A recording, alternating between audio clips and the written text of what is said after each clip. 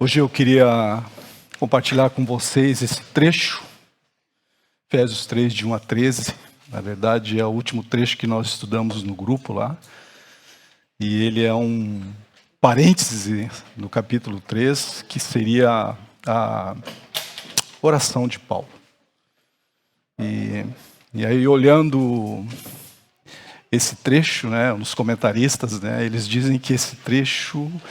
Uma das demonstrações, uma das coisas que aparece aí, um dos ensinos é que a igreja, ela é uma espécie de teatro universal. É como se os seres angelicais estivessem nos vendo e conhecendo a multiforme sabedoria de Deus, que Ele fez quando Ele criou a sua igreja, e trouxe para a sua igreja gentios e judeus. Então, o título hoje é Unidos em Cristo para revelar a sabedoria de Deus. Num certo sentido, o mundo hoje, devido à tecnologia, aí a gente está sempre exposto, Hoje, o pessoal já não sabe o número de câmeras que existem por aí, e que se expõem. Todas as circunstâncias e as notícias, elas estão acontecendo e facilmente chegam no nosso celular ali. Recentemente não, dia 7 de setembro, então houve aquelas comemorações aqui, nas ruas, mas houve um fato que chamou muita atenção, que foi em Londres. Em Londres, tinha duas manifestações, uma vindo de um lado, outra vindo de outra, elas se encontrariam no centro lá. Uma manifestação era londrinos e judeus londrinos, com uma manifestação pró-Israel vindo de um lado, e de outro lado tinha alguns brasileiros, com uma manifestação em pró do ex-presidente Bolsonaro, com as suas bandeiras tremulando, e elas estavam vindo. E não havia combinação nenhuma, e isso tocou um certo, não é pavor, mas chamou a atenção da polícia, e a polícia que estava controlando, correu para os dois lados. Olha, vocês vão se encontrar lá, e está tudo bem, não vai ter conflito, que esse era o medo, a segurança que eles estavam dando. E pelo contrário, na verdade, judeus e brasileiros iam se encontrar lá, e foi uma celebração, na verdade. Chegaram a cantar o hino de Israel. Judeus e brasileiros, Semelhante ao que a gente vai ver hoje aqui nesse texto aqui. A igreja é formada por judeus e gentios. Judeus e gentios. E Efésios, só para lembrar aqui, Efésios, quando Paulo escreveu a carta de Efésios, Paulo estava preso, acorrentado a um soldado, provavelmente mais de 2 anos já. Então, nesse período, ele escreveu 4 cartas, Filipenses, Colossenses, e Filemon, mais Efésios. Então, é uma carta que os comentaristas chamam de escrita lá no cativeiro. Essa prisão, no entanto, ela não impediu de que Paulo continuasse o seu ministério ou proclamasse o seu evangelho como prisioneiro. Humanamente, Paulo estava acorrentado a um soldado romano, mas a ideia é que espiritualmente, o ensino é que ele se via como um prisioneiro de Cristo. Então, o capítulo 13, ele funciona tipo uma dobradiça, entre o ensino teológico, eclesial, com o ensino prático, dos capítulos 4 e 6. Então, primeira parte da dobradiça é a doutrina, capítulos 1 e 2, e a segunda parte são as exortações práticas do capítulo, que daí a doutrina, o conhecimento, a compreensão do Senhor Jesus, da graça de Deus, tornar prática a vida dos cristãos daí nos outros versículos. Então, Efésios 3 é o tipo de uma ponte entre a teologia do desígnio eterno e a prática da unidade no amor. E a igreja, meus irmãos, aqui está uma das verdades. A igreja, ela existe para tornar público o mistério e para viver no coração a doxologia, ou o ensino que culmina na glória de Deus, na igreja e em Cristo Jesus. Então, o capítulo 13 em particular, ele revela uma das verdades aqui mais sublimes e revolucionárias do Novo Testamento. E por que Paulo chama de mistério aqui? Porque até então ninguém sabia. né? O Novo Testamento falava sobre a salvação dos gentios, né? Talvez trazer a lembrança nossa aqui, que lá em Gênesis ele diz assim, ele diz para Abraão: em ti serão benditas todas as nações. Lá em Isaías também ele menciona. Mas como é que isso ia acontecer? Isso era um mistério. Que eu me lembro que quando nós estudamos Pedro, os profetas da época, eles sabiam que ia acontecer a salvação dos deuses, mas eles não sabiam como e nem como é que isso ia acontecer. Então, esse é o mistério de que Paulo fala aqui nessa carta. Então, revela uma das verdades mais sublimes e revolucionárias do Novo Testamento, o mistério da unificação de judeus e gentios em um só povo. E o clímax, na elaboração desse argumento central do capítulo 2, é que culmina nessa ideia de união. Então, o capítulo anterior descreve como Cristo derrubou a parede da separação que havia no meio, a hostilidade histórica entre esses dois povos, inclusive religiosos, né? E ele faz um corpo de Cristo na terra. Ele cria a igreja, da qual hoje nós fazemos parte. Então, essa passagem que a gente vai ler aqui, de 1 a 13, constitui um parênteses dentro da oração de Paulo, que ele inicia no versículo 1, e aí ele para assim: se é que você estende, né? Ele dá uma parada aqui para explicar, para tornar mais claro essa mensagem, o corpo de Cristo. Essa interrupção na oração destaca a importância crucial do tema que está prestes a abordar, né? E que é esse mistério. Então, na teologia paulina, esse mistério refere-se a uma verdade oculta em Deus por eras e que agora é revelada por meio de uma intervenção divina. Esse mistério em particular é a unificação dos judeus e gentios em um corpo de Cristo e em uma igreja. Então, Paulo abre esse capítulo mencionando essa circunstância pessoal de Paulo, né? Paulo, prisioneiro de Jesus Cristo. E ali a gente já consegue ver que o sofrimento, a prisão e as tribulações de Paulo não eram um sinal de fracasso ou de abandono divino. Ao contrário, fazia parte do plano de Deus. Havia por trás um propósito eterno. E Paulo escreve de tal forma a sua situação pessoal que torna o ponto de partida um ensino já encorajador, algo que devia fazer a gente pensar sobre as adversidades que às vezes a gente se encontra na vida. Mas a intenção pastoral de Paulo era que, lá no versículo 13, ele diz assim: ele roga aos efésios que não desanimem por causa das minhas tribulações a favor de vocês, pois elas são a glória de vocês. O sofrimento de Paulo, ao seu ver, não apenas validava a verdade do evangelho que ele pregava, mas também era o caminho pelo qual a glória da inclusão dos gentios se tornava manifesta, demonstrada, clara. A fidelidade de Paulo na adversidade serviu como um testemunho de que o evangelho é digno de sacrifício, inclusive de morrer por ele, né? No evangelho. Então, o mistério revelado tem unidade, ele tem propósito. E eu, antes de ler, então, queria orar com vocês para a gente ler o texto e poder entender esses aspectos que devem ser relevantes para nós, como foi para Paulo, como impactou Paulo de tal forma que da cadeia, mesmo preso, ele escreveu 4 cartas. Vamos ler então.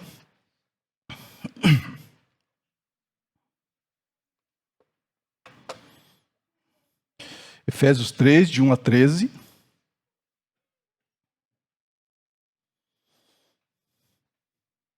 Então diz assim: por esta causa eu, Paulo, sou prisioneiro de Cristo Jesus por amor de vós, gentios. Prisioneiro por amor de vós, gentios. Hoje nós, né? Se é que tendes ouvido a respeito da dispensação da graça de Deus a mim confiada para vós outros. Pois segundo uma revelação me foi dado conhecer o mistério, conforme escrevi há pouco resumidamente.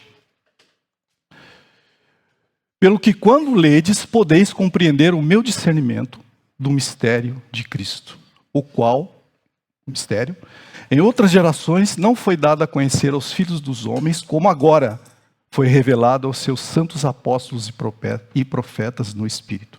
A saber que os gentios são coerdeiros, membros do mesmo corpo e coparticipantes da promessa em Cristo, Jesus por meio do Evangelho, do qual fui constituído ministro, conforme o dom da graça de Deus, concedido segundo a força operante do seu poder. A mim, o menor de todos os santos, me foi dado esta graça de pregar aos gentios o evangelho das insondáveis riquezas de Cristo e manifestar qual seja a dispensação do mistério, desde os séculos oculto em Deus que criou todas as coisas, para que pela igreja,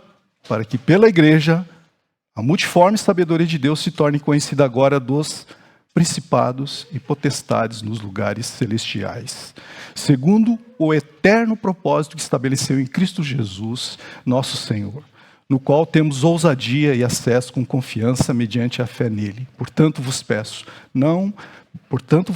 que não desfaleçais nas minhas tribulações por vós, pois nisso está a vossa glória ou a vossa honra.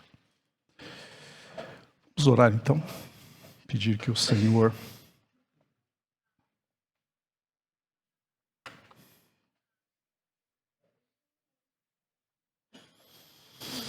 Senhor nosso Deus, nós te entregamos esse tempo diante da Tua Palavra e rogamos, Senhor, que o Teu Espírito nos tome e nos guie de maneira que sejamos edificados, fortalecidos, encorajados a nos tornar semelhantes ao Senhor Jesus e demonstrar a Tua multiforme sabedoria quando unidos como igreja, Senhor.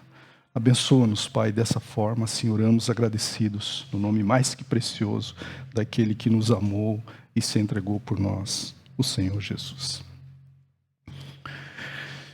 Então, meus irmãos, a inclusão dos gentios na igreja, na verdade, não é um fato acidental da história, mas uma revelação de um mistério eterno proposital.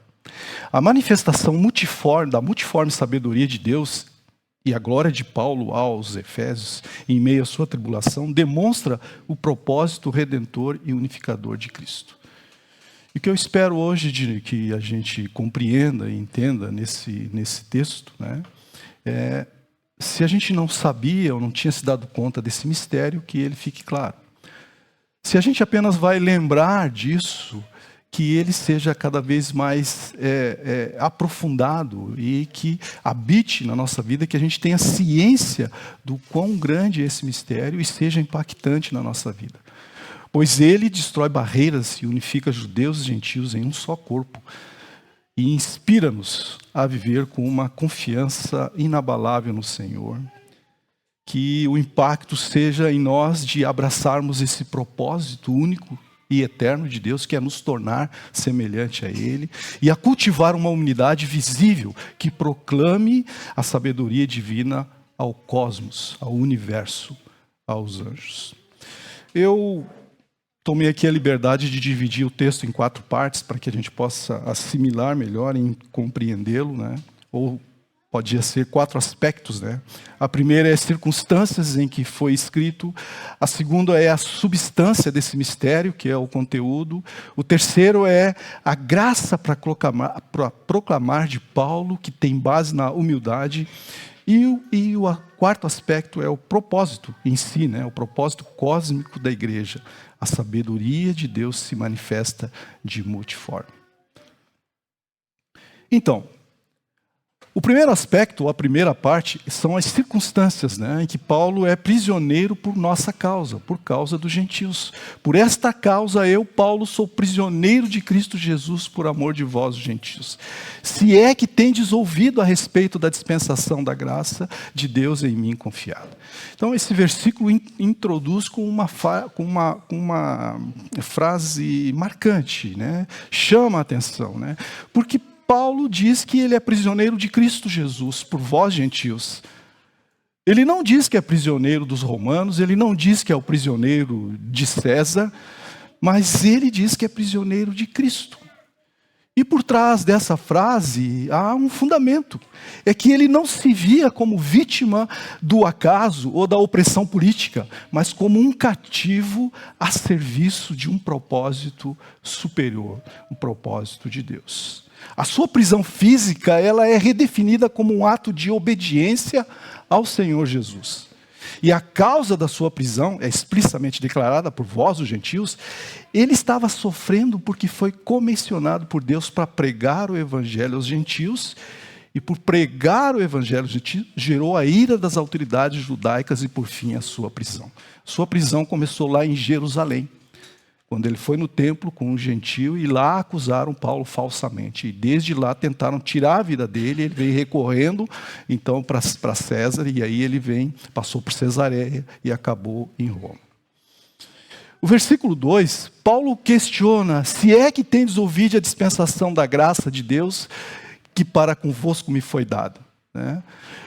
A ideia aqui é que, como Paulo já estava provavelmente mais de 3 anos longe de Efésios, provavelmente muitos haviam se convertido lá e não ainda tinham conhecimento da graça de Deus, do mistério pela convocação de Paulo para pregar o evangelho. Então, por isso que ele não faz um questionamento em si, mas ele vai dar uma explicação, provavelmente para aqueles irmãos lá em Efésios, os gentios principalmente, que ainda não sabiam disso. Por isso, a palavra grega que fala aqui em dispensação, ela é oikononia. Significa administração, mordomia. Então, Paulo recebeu a graça de Deus, de conhecer o Senhor Jesus, e essa graça foi dada a ele para administrar para quem? Para os gentios.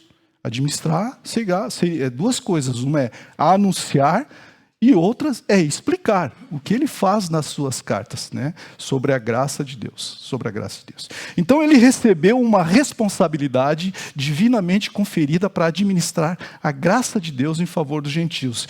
E isso destaca que seu chamado não foi um evento acidental, mas parte de um plano pré-ordenado e confiado a ele. A sua prisão, nesse sentido, era uma prova visível do seu compromisso com a responsabilidade que ele recebeu do Senhor Jesus lá, quando caminhava para Damasco. E a gente vai ver mais adiante no texto, que há um propósito eterno. Não é acidental. Nada é acidental. Tudo tem um propósito. Todas as coisas cooperam para o bem daqueles que amam a Deus. As circunstâncias das nossas vidas, se cremos na soberania de Deus, as circunstâncias não são aleatórias.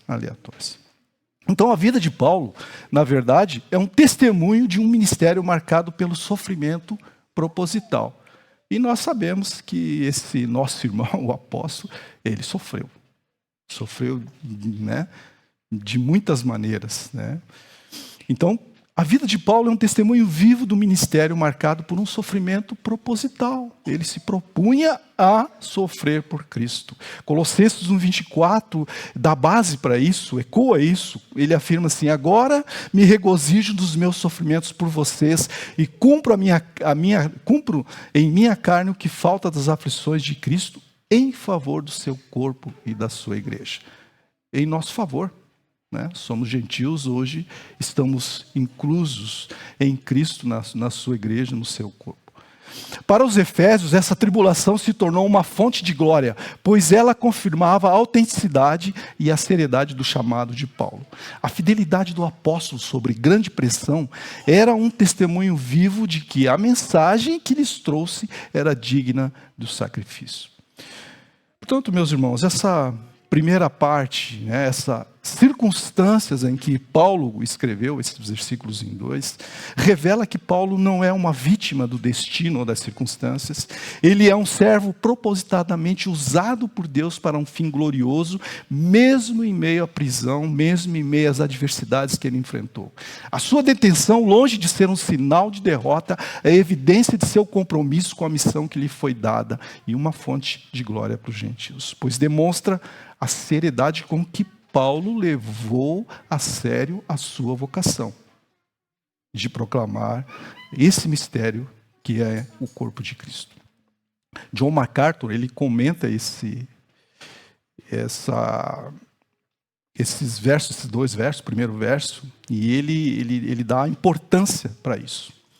Então ele diz assim, ó, como podemos ver e reagir às circunstâncias? Como podemos ver e reagir às circunstâncias é mais importante do que as próprias circunstâncias. Se tudo o que podemos ver em nossa situação imediata, se tudo que podemos ver é a nossa situação imediata, então nossas circunstâncias nos controlam. Nós nos sentimos bem quando tudo vai bem. E nós nos sentimos mal quando tudo vai mal. A gente está à mercê das circunstâncias. Se Paulo tivesse sido capaz de ver apenas as suas circunstâncias, ele certamente desistiria do seu ministério. Se ele tivesse pensado que sua vida estava, em última instância, nas mãos de seus perseguidores, de seus carcereiros, ele certamente teria desistido e provavelmente em desespero. Mas a perspectiva de Paulo era uma perspectiva divina, e ele vivia com tal confiança nos propósitos de Deus.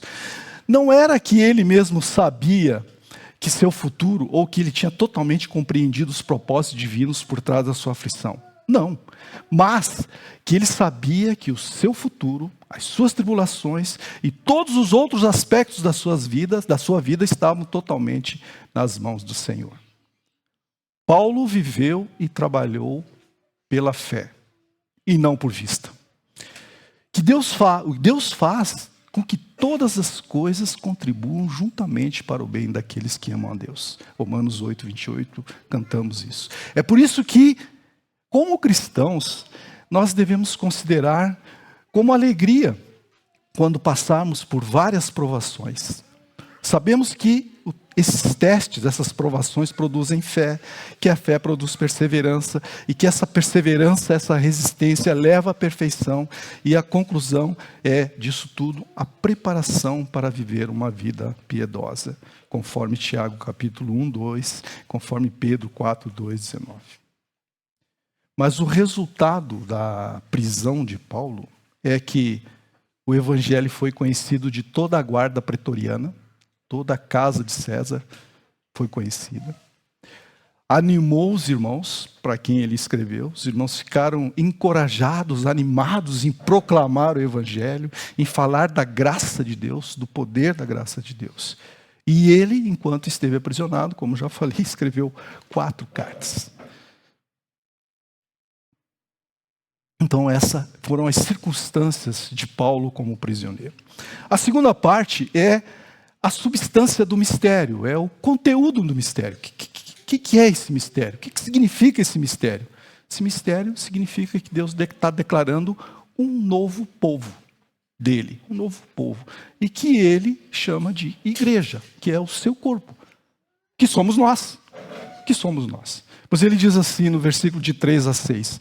Pois segundo uma revelação que me foi dada a conhecer o mistério, conforme escrevi há pouco resumidamente, pelo que quando ledes podeis compreender o meu discernimento do mistério de Cristo, o qual em outras gerações não foi dado a conhecer aos filhos dos homens, como agora foi revelado aos seus santos apóstolos e profetas no Espírito. A saber, então aqui está o mistério, a saber o quê?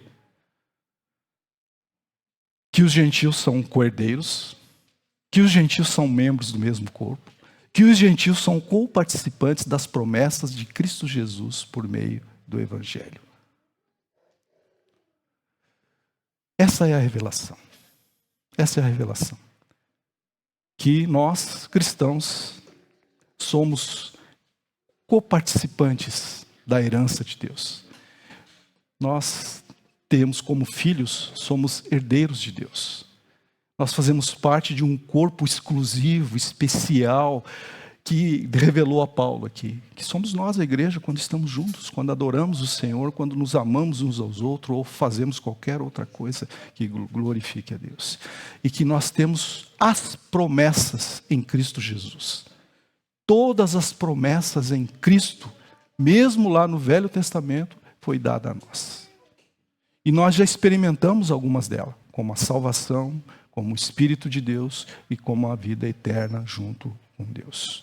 O versículo 3 afirma que esse mistério foi manifestado pela revelação. Isso não é um conhecimento que Paulo adquiriu por estudo ou especulação, mas que foi diretamente concedido a Deus. O mistério não é o simples fato de que os gentios seriam salvos, pois as escrituras do Antigo Testamento já profetizavam a salvação dos gentios. O aspecto oculto até então era a natureza dessa inclusão. No Antigo Testamento, a salvação aparecia para os gentios que se convertessem ao judaísmo e se tornasse parte do povo de Israel. O mistério que agora se revela é que Deus criou algo inteiramente novo. O que foi? O que Deus criou inteiramente novo? Para os judeus e os gentios? A igreja, o corpo de Cristo. Sem que os gentios precisassem se tornar judeus ou submeter-se às leis mosaicas, às leis cerimoniais. Essa união é o aspecto que noutros séculos não foi manifestado aos filhos dos homens, como agora tem sido revelado pelo Espírito aos seus santos apóstolos e profetas. A essência desse mistério está no versículo 6, e é o versículo central aqui da nossa passagem. E a definição é que o mistério significa que por meio do evangelho os gentios são coerdeiros com Israel, membros do mesmo corpo e coparticipantes da promessa em Cristo Jesus. Paulo utiliza 3 termos com o prefixo co, que significa junto com, para enfatizar que a união é perfeita e completa entre judeus e gentios. Coerdeiros, os gentios não são herdeiros de segunda classe. Eles têm o mesmo direito à herança prometida a Israel em Cristo. A salvação e as bênçãos não são apenas para um grupo, mas para todos os que creem em Cristo Jesus, que confiam as suas vidas a eles. Membros de um mesmo corpo, não há 2 corpos de Cristo, um para judeus e outro para gentios. Há um único corpo, a igreja, com Cristo como cabeça. E eles são inseparáveis e interdependentes, formando uma nova entidade que não existia antes de Cristo, antes da obra de Cristo, que é a igreja, unidos à sua cabeça, que é Cristo. Somos coparticipantes da promessa. O Evangelho oferece as mesmas promessas divinas a todos os cristãos, sem distinção de raça, de origem, de cor, de cultura, de status, seja lá o que for. A promessa da vida eterna, do Espírito Santo e de todas as bênçãos espirituais é compartilhada com nós, cristãos, em sua totalidade. Então, o conceito de que Cristo criou para si, desses 2 grupos, uma nova humanidade, aparece em outras passagens que descrevem essa reconciliação operada pela cruz. No capítulo 2 de Efésios, 2, de 11 a 18, ele fala da parede de separação que o Senhor extinguiu. Romanos 10, 12, Paulo diz assim, não há distinção entre judeu e grego, porque o mesmo Senhor é o de todos, rico para com todos os que invocam. Aqui, a completa ausência de distinção no acesso à salvação e às promessas de Deus. É o âmago, o centro da essência desse mistério. Colossenses 1, 26, 27, ele reitera que o mistério oculto durante as épocas e gerações, mas que agora se manifestou em seus santos. Aqui está a nossa gloriosa riqueza, o insondável riqueza. Hernán Dias Lopes, em seu comentário expositivo em Efésios, ele escreve sobre esse mistério revelado. Ele diz assim, a igreja é o grande milagre de Deus na história. Ela reúne judeus e gentios, inimigos históricos num só corpo, e isso só é possível pela obra da cruz. John MacArthur também, sobre Efésios 3,6, ele comenta assim, o mistério é que os gentios em Cristo compartilham exatamente da mesma herança espiritual que os judeus crentes. Não são cidadãos de segunda classe, mas herdeiros plenos de Cristo. Todos os cristãos, independentemente de seu status ou posição, agora são coparticipantes de tudo o que diz respeito a Cristo, através do Evangelho, que é tudo que pertence a Cristo. A essência do Evangelho é que, por meio da fé em Jesus Cristo, os cristãos são tudo o que Ele é, e a eles é dado tudo que ele tem. Vocês pararam para pensar na herança de vocês? Tu que é cristão, tu que confessa Jesus como Senhor e Salvador. Você sabe o tamanho da tua herança? Nós não sabemos, né? Porque é insondável. Mas somos herdeiros de Deus. Claro que o aspecto aqui enfatizado da nossa herança aqui são os atributos de Deus, né? A paciência, a longanimidade, a paz, o perdão, a fidelidade, o amor, a sabedoria. Todas estas coisas, Deus é tão grande que é inescrutável. Então, quando você precisar de algo assim, peça a Deus. Ele vai ter prazer em dar, né? Sabedoria é o mais explícito, né? Se falta sabedoria, peça a Ele. Ele é sábio. Então, nós temos essas riquezas em Cristo. Então, meus irmãos, o mistério central do plano de Deus não é que os gentios seriam salvos, mas que eles seriam unificados com Israel em um corpo totalmente novo. A igreja, com os mesmos privilégios, a mesma herança, as mesmas promessas. E o que fez isso? A cruz de Cristo. A cruz de Cristo removeu todas as barreiras, não apenas salvando o indivíduo, mas criando uma única e nova humanidade reconciliada em Cristo, que manifesta o plano de Deus lá, feito na eternidade passada, como o livro de Efésios no início diz, que nós, antes da fundação do mundo, fomos abençoados e assentados nos lugares celestiais em Cristo. Então, meus irmãos, somos igreja, somos o corpo de Cristo, somos um povo escolhido, especialmente escolhido, né, para proclamar a glória do Senhor. Então, nós vimos as circunstâncias que Paulo escreveu. Agora a gente acabou de ver aqui o conteúdo, a substância. E o aspecto terceiro aqui é a graça para proclamar as riquezas, que é baseada na humildade de Paulo, né? Paulo é chamado e capacitado para proclamar as riquezas. Então o versículo de 7 a 9 diz assim, do qual foi constituído ministro conforme o dom da graça de Deus a mim concedido, segundo a força operante do seu poder. A mim, o menor de todos os santos, me foi dada esta graça de pregar aos gentios o evangelho das insondáveis riquezas de Cristo e manifestar qual seja a dispensação, a mordomia, a explicação desse mistério, desde os séculos oculto em Deus, que criou todas as coisas. O mistério revelado, Paulo agora discorre sobre o seu papel pessoal na sua pregação, na sua proclamação. O versículo 7, ele afirma, deste evangelho me tornei ministro, me tornei servo, pelo dom da graça de Deus. Dom é o presente, é um privilégio que Paulo considerava de pregar o evangelho. A palavra para ministro aqui, ela é chamada diáconos no grego, que significa servo ou garçom de mesa. Essa escolha de palavra, ela é intencional e reforça que Paulo se vê como um servo humilde e incumbido de uma grande tarefa. Ele não se tornou ministro por mérito ou qualificação humana, mas pelo presente e pelo dom da graça de Deus que lhe foi concedido segundo a força do seu poder.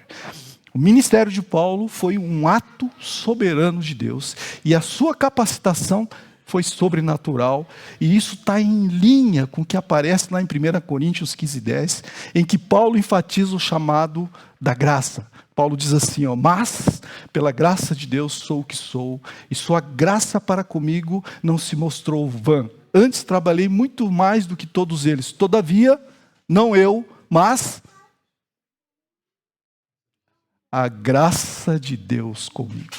Então, meus irmãos, a convocação, a mensagem, o trabalho, a capacitação foram todos de Deus. Presentes, privilégios de Deus, que nós, numa certa medida, temos. Deus também dispensa isso para nós. O versículo 8 expressa a profunda humildade do apóstolo. Embora eu seja o menor dos menores de todos os santos, foi-me concedida esta graça de anunciar aos gentios as insondáveis riquezas de Cristo. Paulo não se sentia digno de tamanha vocação. E ele se autodenomina o menor dos menores. Isso é uma forma superlativa de humildade que ecoa a autoavaliação que Paulo tinha de si mesmo, né? Talvez muito por causa que ele era um perseguidor da igreja e que tomava a sua vocação ainda mais um milagre da graça divina. Paulo tinha a compreensão extraordinariamente clara da justiça de Deus e assim um senso da sua indignidade. O quanto Deus é justo e o quanto Deus foi gracioso conosco em nos conceder a vida eterna de graça. Né? Lembram o que nós merecíamos? Merecíamos a morte, sofrimento, né? O inferno e tudo mais. Esse era o merecido, né? Quando pecar, certamente morrerás. Então Paulo tinha o senso extraordinariamente agudo para saber, para ter esse senso de indignidade da justiça de Deus. Então o conteúdo do ministério de Paulo, na verdade, ele é duplo. Primeiro, ele devia anunciar aos gentios as insondáveis riquezas de Cristo. Essa palavra insondáveis significa impossível de ser rastreado, impossível de ser investigado, inescrutável. Essas são as riquezas de Cristo. E, claro, inclui aqui, entre inumeráveis que são, elas incluem a nossa salvação, a nossa herança, o privilégio de acesso a Deus direto. Estas coisas são muito vastas e muito profundas. E, claro, o nosso intelecto não pode esgotá-la. O segundo, Paulo devia esclarecer toda essa administração desse mistério, toda essa dispensação desse ministério. Seu papel era trazer luz ao plano que esteve em oculto e que criou, esteve oculto em Deus, que criou todas as coisas. Então, essas duas coisas. O tema das insondáveis riquezas em Cristo permeia a carta de Efésios. Efésios se refere a essas insondáveis riquezas no capítulo 1, versículo 7, versículo 18, no capítulo 2, no versículo 7. Isso é uma metáfora para dizer a abundância da graça e das bênçãos que Deus concede por meio de seu Filho aos seus filhos, ou aos gentios, ou aos cristãos, ou à igreja. Filipenses 4,19, Paulo assegura que Deus suprirá todas as vossas necessidades em conformidade com as suas gloriosas riquezas em Cristo. Suprirá. Essa passagem ressalta que as riquezas em Cristo não se limitam só à espiritual, mas abrangem todas as nossas necessidades, todas as necessidades do cristão. Colossenses 1,27 diz que o conceito, identificando as riquezas da glória deste mistério que é Cristo em vós, esperança da glória. Então, a plenitude das bênçãos de Deus está inseparavelmente ligada à revelação desse mistério, que é a graça de Deus, que é a salvação de Deus. É o privilégio que nós temos de termos Deus como Deus, de podermos andar com Ele, viver com Ele, se mover nele, e de conversar com Ele, se relacionar com Ele. John Piper, no versículo 8, ele escreve que as riquezas de Cristo são tão profundas, tão vastas, que nunca serão esgotadas, mesmo pela eternidade. Mesmo quando nós estivermos com o Senhor na eternidade. Ainda assim serão inesgotáveis. E aqui eu tive que citar John MacArthur de novo, que ele, falando também das insondáveis riquezas de Cristo, ele diz que inclui em todas as suas verdades e todas as suas bênçãos, tudo o que ele é e que ele tem. O objetivo de cada pastor é declarar essas riquezas, para dizer aos cristãos como eles são ricos em Cristo. É por isso que é tão importante para os cristãos a compreender a grandeza da sua posição no Senhor. A vida cristã obediente, produtiva e feliz não pode ser vivida para além do que entender a posição gloriosa. Antes de podermos fazer o que o Senhor quer que façamos para Ele, devemos entender o que Ele já fez por nós. Nós temos riquezas além da medida, na qual estão escondidos todos os tesouros, no qual estão escondidos todos os tesouros da sabedoria e do conhecimento. Cristo Jesus, Colossenses 2,3. E no qual temos tudo que precisa ou que pertence à vida piedosa, 2 Pedro 2,3. Então, meus irmãos, a humildade de Paulo em proclamar esse mistério não se baseia no seu próprio mérito, na sua história pessoal, mas exclusivamente na graça de Deus. Sua profunda humildade, autoconsciência de sua indignidade, capacitaram ele a pregar o evangelho das insondáveis riquezas de Cristo. Um tesouro inesgotável oferecido gratuitamente a todos os que creem. O chamado de Deus é para um serviço humilde e a sua capacitação também é um dom da graça. Então nós vimos, meus irmãos, as circunstâncias, nós vimos a substância, o conteúdo, a gente viu aqui a capacitação, o dom da capacitação, e ele se baseia na humildade. E na parte 4, então, está o propósito cósmico da igreja. A sabedoria de Deus se manifesta, né? Que eu comentei, né? Que a igreja é uma espécie de teatro da sabedoria de Deus, né? A Bíblia está dizendo que as potestades veem.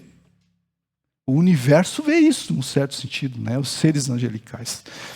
Para que pela igreja a multiforme sabedoria de Deus se torne conhecida agora dos principados e potestades nos lugares celestiais, segundo, olha aqui, o eterno propósito que ele estabeleceu em Cristo Jesus, nosso Senhor, pelo qual temos ousadia e acesso com confiança mediante a fé nele, em Cristo.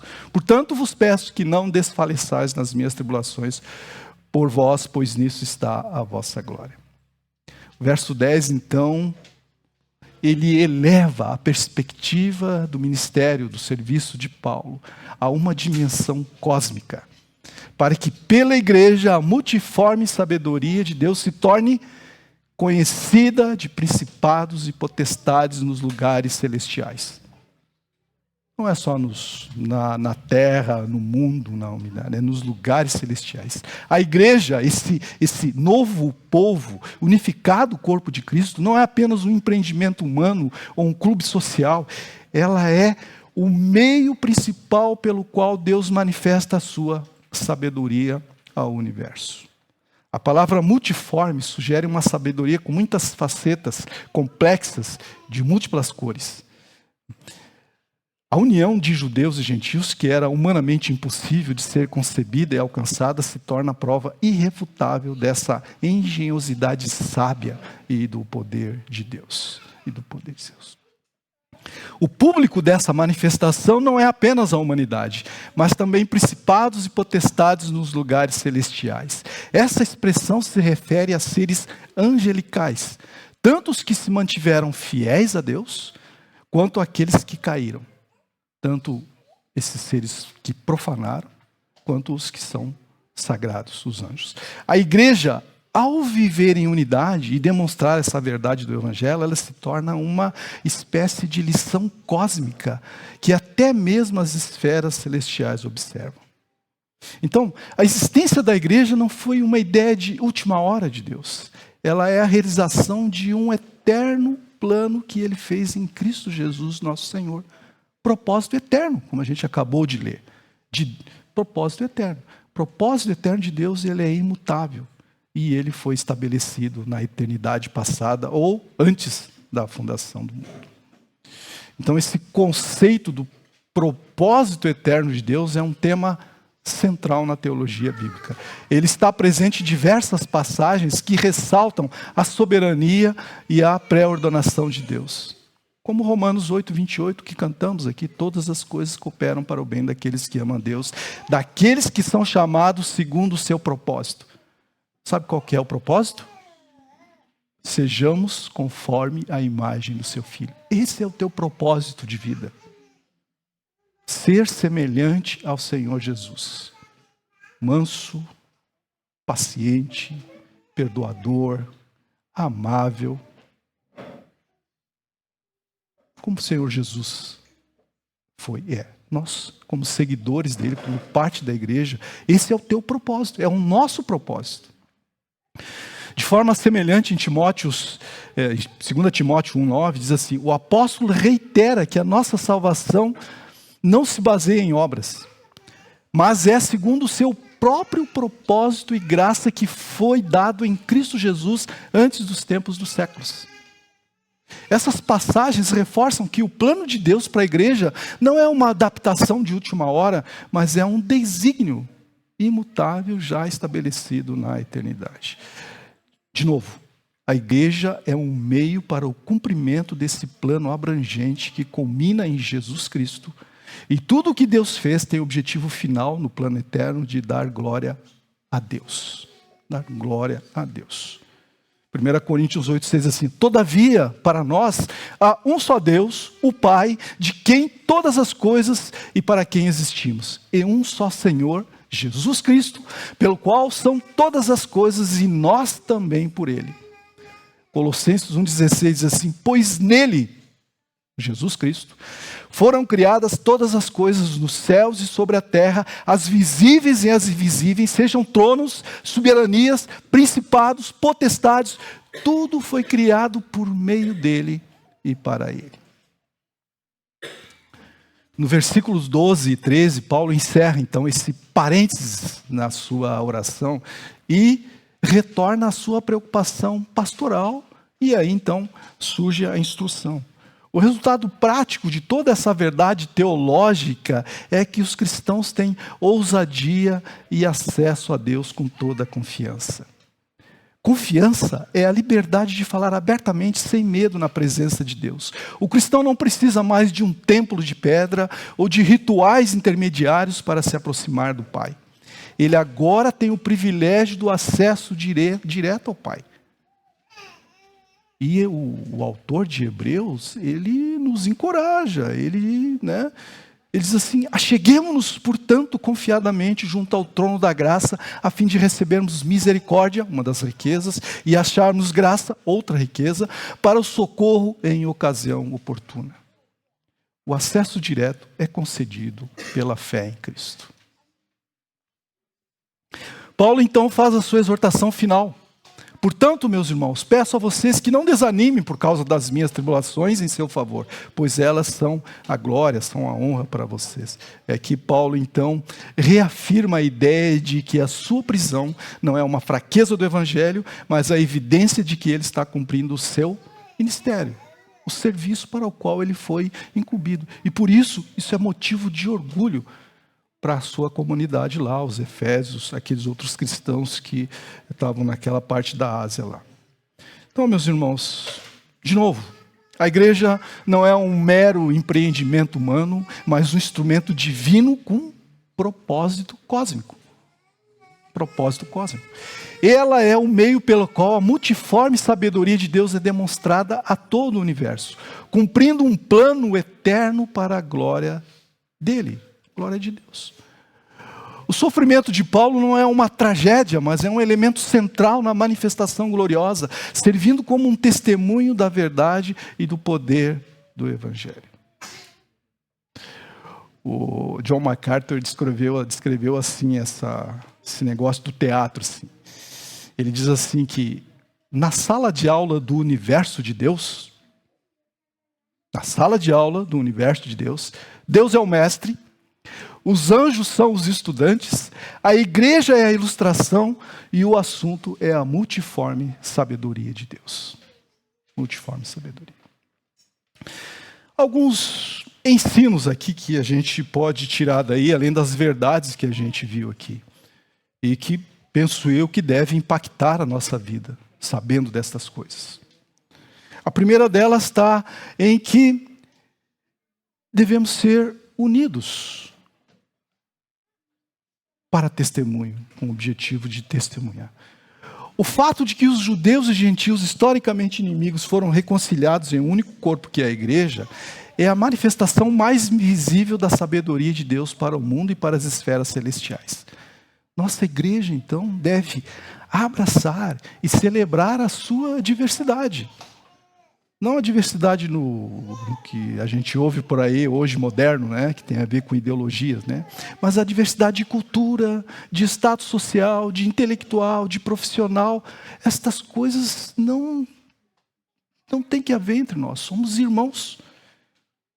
Somos irmãos como uma prova do poder reconciliador e unificador do Evangelho em semelhança ao Senhor Jesus Cristo.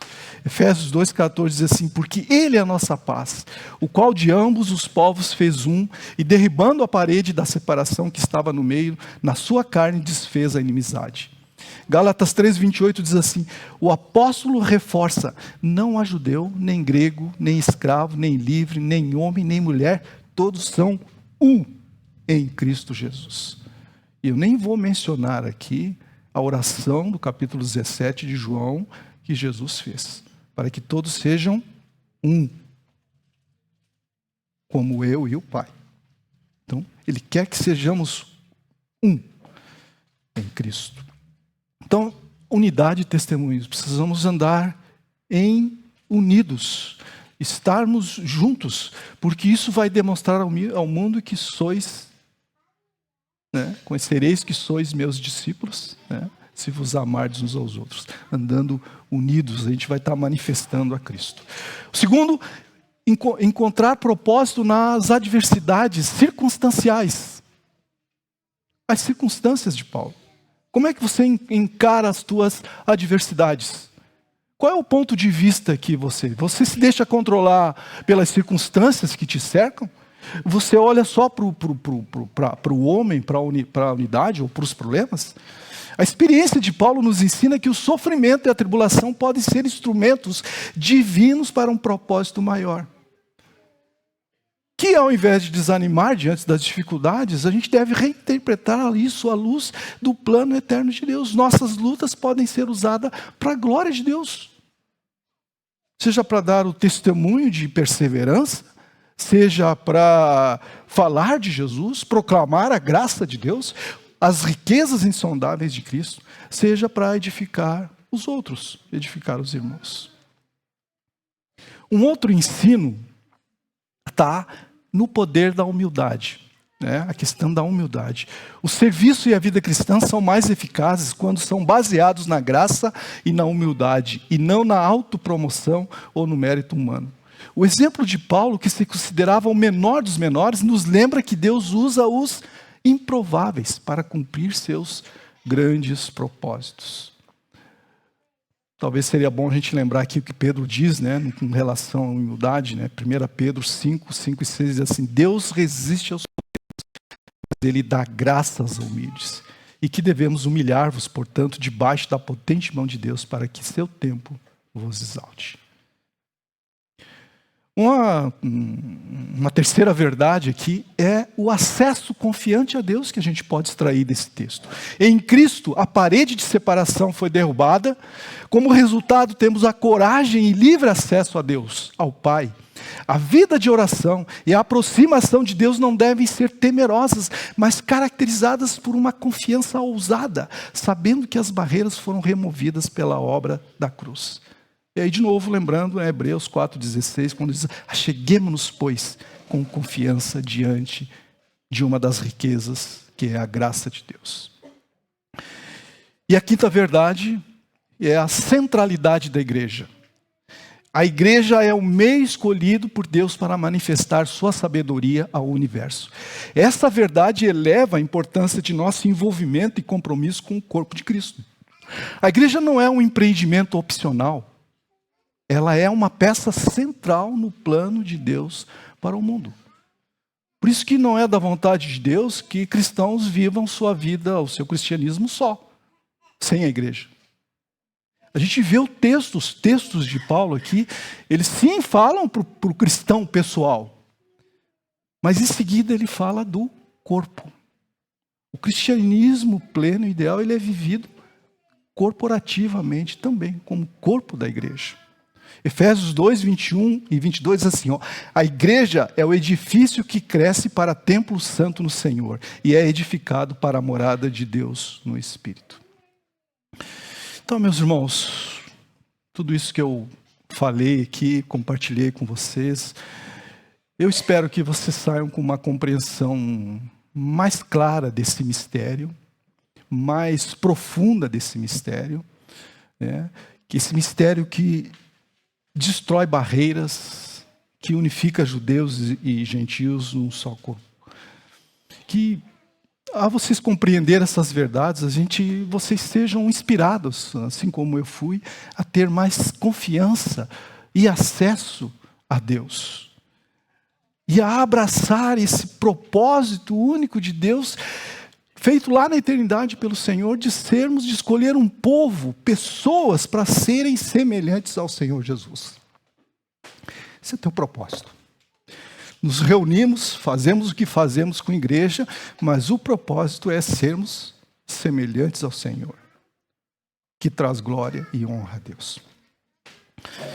E a terceira coisa é, espero que eu cultive uma unidade entre nós, visível, que proclame a sabedoria divina a Deus e ao mundo.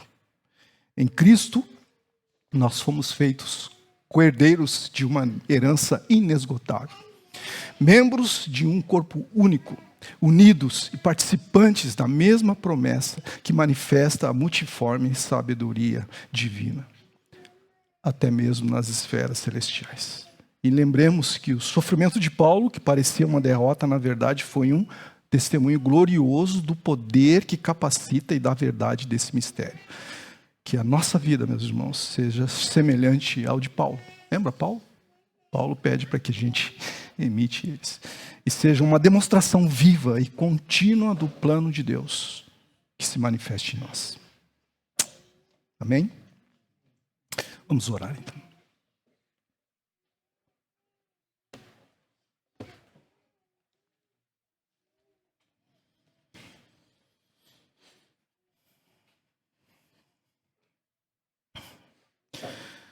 Nosso bom, amável e adorável Pai Celestial.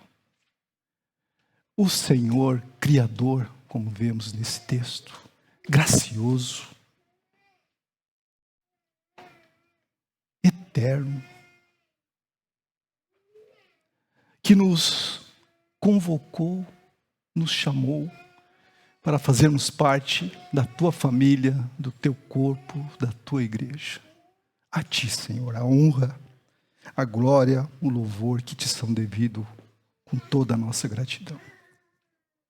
Obrigado, Pai, porque éramos indignos, mas o Senhor nos tornou digno pela justiça em Cristo e nos trouxe para ti, Senhor, e nos posicionou nos lugares celestiais, como diz Efésios, e nos deu, Senhor, a herança das riquezas insondáveis, todas as promessas em Cristo. Nós te louvamos, Senhor, porque a motivação por trás desse presente, a tua tão grande salvação, está o teu inestimável amor gracioso. Obrigado, Senhor, uma vez mais. E agora, Senhor, dá-nos graça como corpo, como igreja e como filhos teus, Senhor, que de fato nós manifestemos na nossa vida a tua multiforme sabedoria, para a glória e honra do teu nome, para a nossa alegria. Assim oramos a Deus, no nome precioso do Senhor Jesus. Amém, Senhor.